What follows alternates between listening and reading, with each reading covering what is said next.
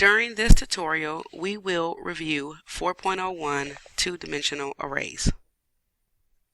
We will review two-dimensional arrays using this program 2, AddOne project, over here where you're just going to create an array using these values, and then we are going to increment each one of those values by 1. Okay, let's get started by creating a new project.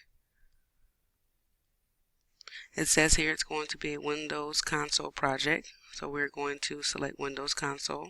Let's make sure I have C# selected. Go ahead and browse and make sure I'm saving this project on my USB drive. Let's go ahead and put it where I want it at. Alright, and let's give it a name, AddOne. Okay.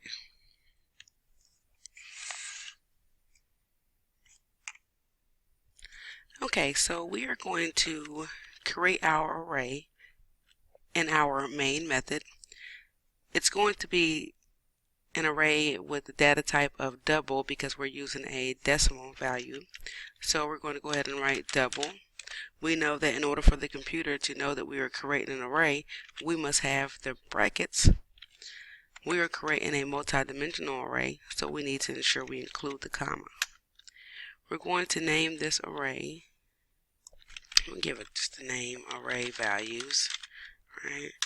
And then we're going to say equal. So we need to initialize the array. Say that it's going to be a new double array.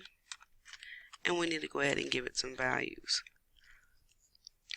We see here that our array is going to have 3 dimensions and 4 elements in each dimension.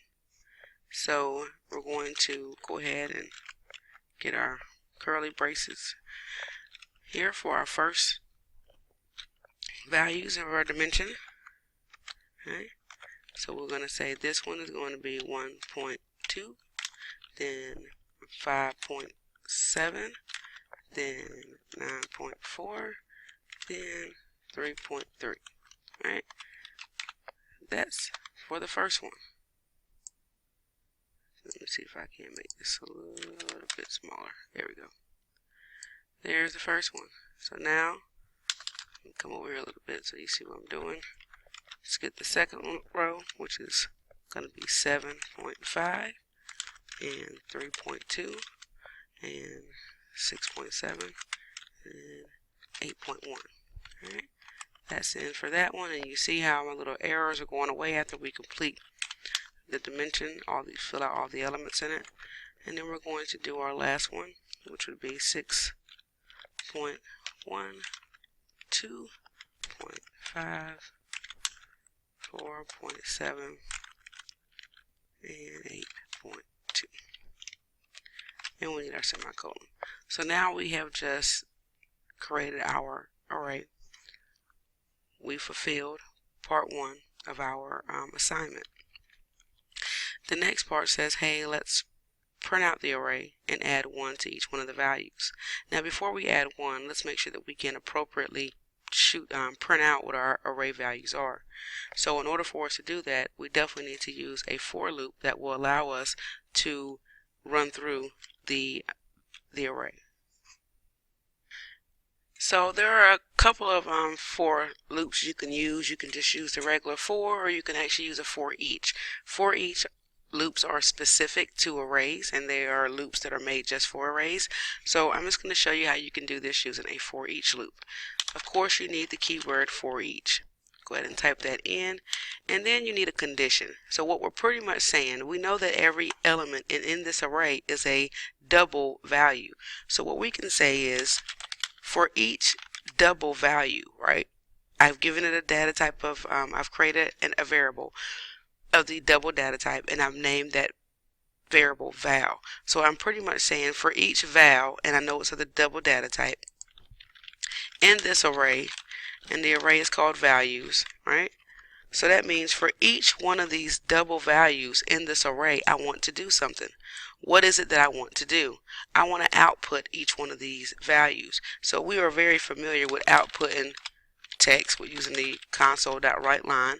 So we're going to say val, because we're pretty much, by setting up this for each loop and using this, creating this variable here with the double data type, we are literally able to place each one of these values in this variable one at a time. So the first time this value will be 1.2, the next time will be 5.7, and it will continuously run through each one of these values one at a time. So I want to say that for each one of those values, I want to output it to the console. So I'm just going to say console.writeLine.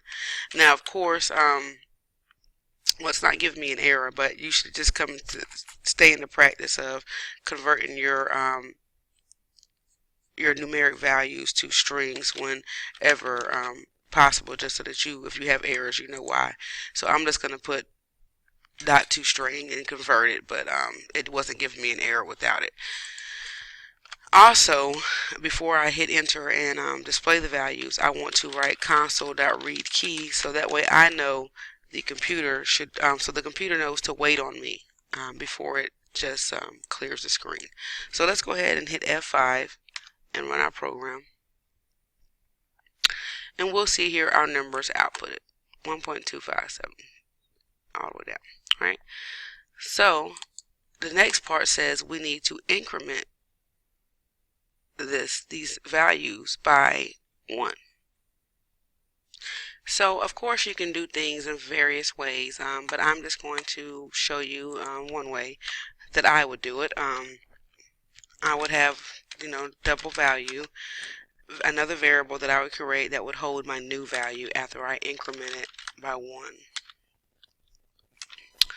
And so I just go here and I'd say new values, double, and then I would come here, and instead of, before I actually get to my output, my console.writeLine, I'm going to actually say that the new value is going to be equal to val plus 1.